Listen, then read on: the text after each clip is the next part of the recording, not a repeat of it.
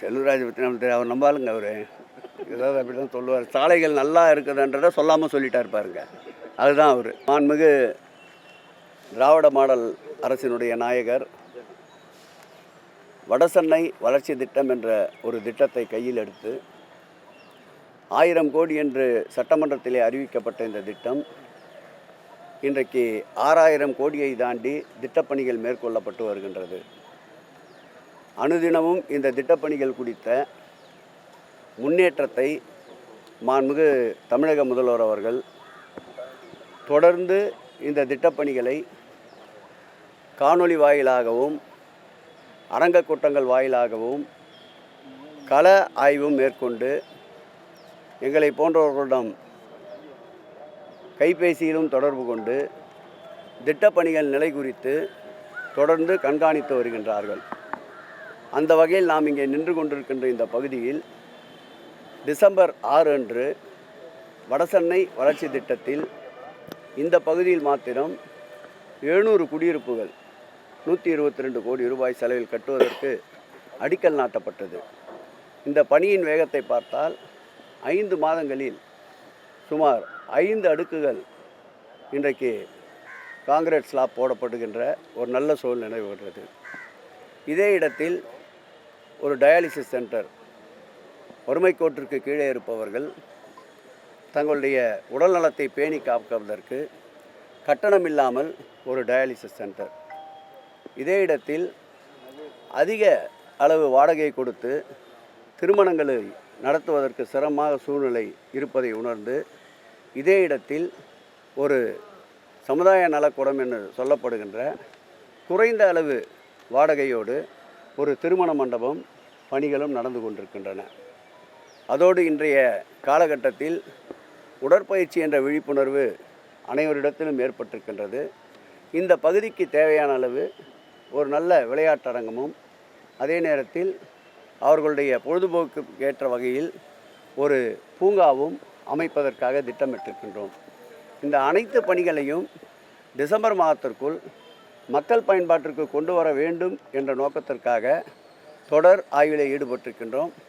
எங்கள் துறையினுடைய CEO சிவபிரகாசம் அவர்களும் சிவஞானம் அவர்களும் இந்த வடசென்னையினுடைய RDO பெருநகர மாநகராட்சியினுடைய RDO அன்பிற்கினிய ரவி அவர்களும் அதேபோல் எங்கள் துறையை சார்ந்த பல்வேறு வகையிலே இருக்கின்ற பொறியாளர்கள் சென்னை மண்டலத்தினுடைய 5வது மண்டலத்துடைய மண்டல அலுவலர் ஃபரிதா பானு அவர்களும் இந்த ஆய்வில் ஈடுபட்டிருக்கின்றோம். தொடர்ந்து ஸ்டான்லி அரசு மருத்துவமனை அருகில் ஒரு 776 குடியிருப்புகள் கட்டப்பட்டு வருகின்றன. இதுவும் வடசென்னை வளர்ச்சி திட்டத்தில் மேற்கொண்ட பணிகள். அந்த பணிகளையும் தற்போது ஆய்வு மேற்கொள்ள இருக்கின்றோம். ஆகவே ஏதோ திட்டங்களை அறிவித்துவிட்டு அந்த திட்டங்களுக்கு திட்ட தொடக்க விழாவை நடத்திவிட்டு அமர்கின்ற ஆட்சியாக இந்த ஆட்சி இல்லாமல் தொடர்ந்து அந்த திட்டப்பணிகளை நேர்த்தியோடும் அந்த குறிப்பிட்ட கால அளவிற்குள் மக்கள் பயன்பாட்டுக்கும் கொண்டு சென்று சேர்க்க வேண்டும் என்ற தொலைநோக்கு பார்வையோடு திட்டமிட்டு பணிகள் மேற்கொள்ளப்படுவதால் இந்த திட்டப்பணிகள் அனைத்தும் வடசென்னை வளர்ச்சி திட்டத்தில் மேற்கொண்ட திட்டப்பணிகள் 70-75% அளவிற்கு ஜனவரி மாதத்திற்குள் நிறைவு செய்வதற்குண்டான முனைப்போடு செயலாற்றி கொண்டிருக்கிறோம். இதற்கு எங்கள் துறையினுடைய அன்பிற்கினிய செயலாளர் காகர்லா உஷா அவர்களும் எங்கள் துறையினுடைய உறுப்பினர் செயலாளர் அன்பிற்கினிய பிரபாகர் அவர்களும் சென்னை பெருநகரத்தினுடைய மாநகராட்சி ஆணையாளர் குமரகுருபரன் அவர்களும் அதேபோல் இந்த சென்னை பெருநகரத்துடைய குடிநீர் மற்றும் கழிநீர் வழங்கல் துறையினுடைய மேலாண்மை இயக்குனர் அன்பிற்கினிய வினய் அவர்களும் ஒருங்கிணைந்து இந்த திட்டப்பணிகளுக்கு எல்லா வகையிலேயும் ஒத்துழைப்பை நல்கி கொண்டிருக்கின்றார்கள். அந்த வகையில் இந்த திட்டப்பணிகள் விரைவுபடுத்தப்படும். கொரோனா தொற்று அதிகமாக இருக்குது. முகக்கவச கட்டாயங்கள் தமிழக அரசோட அறிவுறுத்தலாக இருக்குது. கோயிலுக்கு வரக்கூடிய பக்தர்களாக ஏதாவது அறிவுறுத்தல் நம்ம கொடுக்கலாமா? பொதுமக்கள் கோயிலுக்கு வருகின்ற பக்தர்களும் மனிதர்கள் தான். ஆகவே ஒட்டுமொத்தமாகத்தான் இந்த அறிவிப்பு. அதிக கூட்டம் கூடுகின்ற நெரிசல் மிக்க இடங்களில் இது போன்ற முகக்கவசங்களை பயன்படுத்துவதற்குண்டான அறிவுரை வழங்கப்பட்டிருக்கின்றது. இந்த முகக்கவசங்கள் அந்தந்த திருக்கோயில்களில் அதிகமாக கூட்டம் கூடுகின்ற திருக்கோயில்களில் அது குறித்து விழிப்புணர்வை ஏற்படுத்துகின்ற வகையிலும் அதற்கு இலவசமாக அந்த முகக்கவசங்களை தருவதற்கும் திட்டமிட்டிருக்கின்றோம்.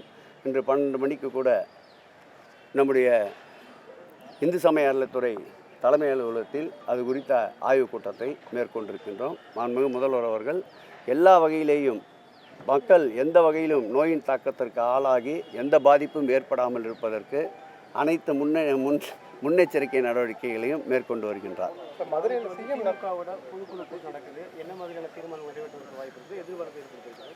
இந்த இயக்கத்துடைய மூலவர் உற்சவர் அனைத்தும் எங்கள் முதல்வர் தான்.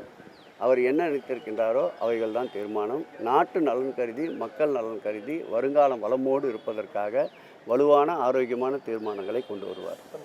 முதலமைச்சர் நடப்பதற்காகவே மட்டும்தான் சாலைகள் அமைக்கப்பட்டிருக்கு, மக்கள் நடமாட்டத்துக்கு இல்லை. அது எப்படி ஒரு மாதத்துலேயே என்ன அமைச்சிட முடியும்? முதல்வர் செல்லூர் ராஜா செல்லூர் ராஜா பற்றி நமக்கு தெரியும். அவர் நம்பாளுங்க. அவர் ஏதாவது அப்படி தான் சொல்லுவார். சாலைகள் நல்லா இருக்குதுன்றதை சொல்லாமல் சொல்லிட்டார் பாருங்க. அதுதான் அவர். திரைப்படங்களுக்கான கேளிக்கை வரி 8% 4% குறைக்கப்பட்டிருக்கு.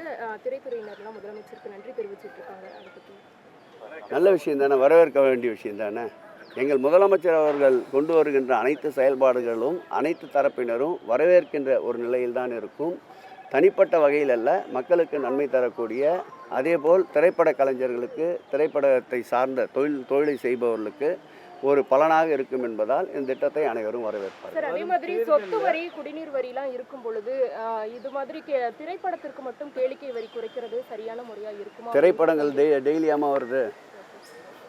சொத்து வரி, கேளிக்கை வரி என்பது மக்களுடைய பயன்பாட்டிற்கு, அன்றாட தேவைகளுக்கு, வளர்ந்துவிட்ட நாகரிகத்துக்கு ஏற்ப மக்களுக்கு தேவைப்படுகின்ற அடிப்படை வசதிகளை செய்வதற்கு தவிர்க்க முடியாமல், அதுவும் அண்டை மாநிலங்களை ஒப்பிடுகின்ற பொழுது இங்கே விதிக்கப்படுகின்ற வரிகள் மிக குறைவாகத்தான் இருக்கின்றது. மக்களும் அதற்குண்டான காரணங்களை உணர்ந்ததால் பெரிதாக எந்த பாதிப்பும் வரவில்லை. வரும் தேர்தலில் கொள்ளையடித்த பணத்தை வண்டியாக எடுத்துகிட்டு பொதுமக்களுக்கு செலவு செய்வாங்கன்னு சொல்லி அவர் தலைவர் விமர்சனம் திமுக நோக்கி அவர் அந்த லாட்டரி சீட்டை கணக்கு வச்சு சொல்லியிருப்பார். டயா பூஸ்டர், சுகருடைய ரிமோட் கண்ட்ரோல் இனி உங்க கையில. அனைத்து மருந்து கடைகளிலும் கிடைக்கும். செய்திகளை உடனுக்குடன் தெரிந்து கொள்ள கீழ்க்கண்ட கேபிள் மற்றும் டிடிஎச் நெட்வொர்க்குகளில் எம்நாடு செய்தி தொலைக்காட்சியை காணுங்கள். பாதகம் செய்பவரை கண்டால் நாம் பயம் கொள்ளலாகாது பாப்பா. மோதி மிதித்துவிடு பாப்பா, அவர் முகத்தில் உமிழ்ந்துவிடு பாப்பா. அண்மை செய்திகளை உடனுக்குடன் தெரிந்து கொள்ள இணைந்திருங்கள் எம்நாடு தொலைக்காட்சியுடன்.